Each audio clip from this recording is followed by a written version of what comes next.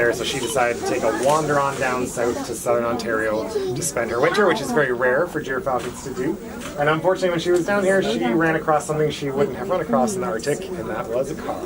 So Ellesmere was hit by a car while hunting at the roadside, and she has a damaged wing, which was repaired. It was fixed up as best it could be, but it's just not strong enough for her to be a strong flyer like she would need to be in the wild. So that's why Ellesmere is with us here in captivity and in our program, working as an educator, helping to teach folks all about birds like her that we don't get to see very often. Let's just wait.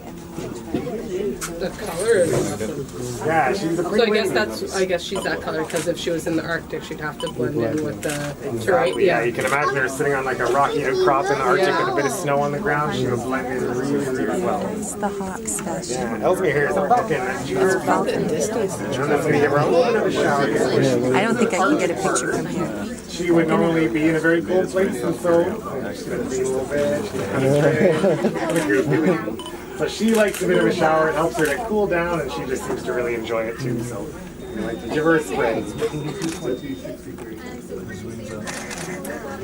Yeah, all of a sudden there's a crowd. Ellesmere, she came to us in her very first year, so she trained fairly quickly. Birds in their first year when they're young, they're a little more open to that kind of thing, and she trained them pretty fast. Do they lay eggs?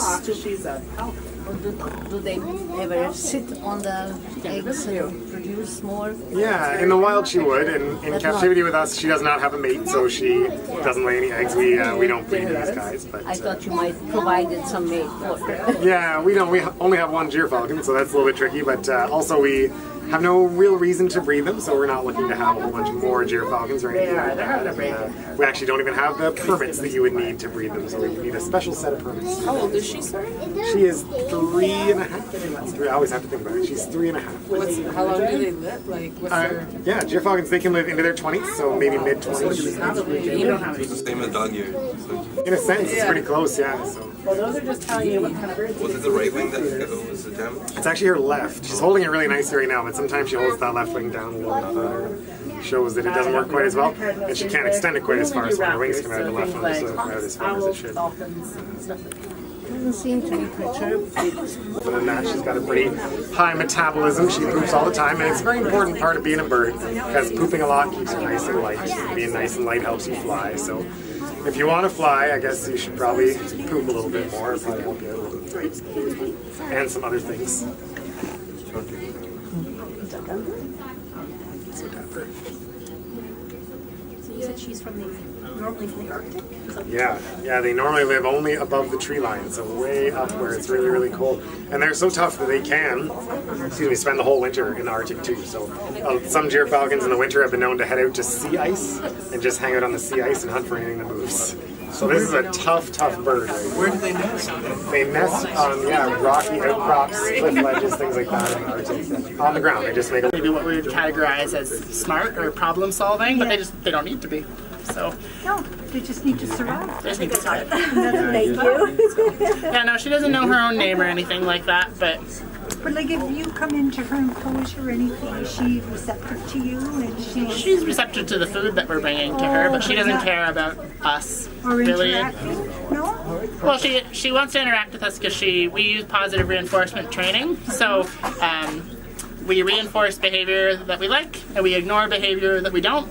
So part of that is if she steps up onto the glove, she knows that we're feeding her in that moment, and she's going to get fed either way. We don't starve her or anything, but she knows she's getting fun food in that moment, so she wants to interact with us for that reason. But she doesn't care so much about me. Like, she doesn't. I've worked with her for years, and she cares about you just as much as she cares about me, kind of thing. They just don't really have a social part to their brain. Really? Not really, no. During the breeding season, they'll get together with whoever's kind of in the next territory over, and they'll breed and they'll have their babies and do their thing and Do stuff. they nest together? Like do they co-parent? They co-parent, but then at the end of the breeding season, they just go back to their respective territories, and they might be back together the next year. But if someone else moves in, that's okay too. They don't really care.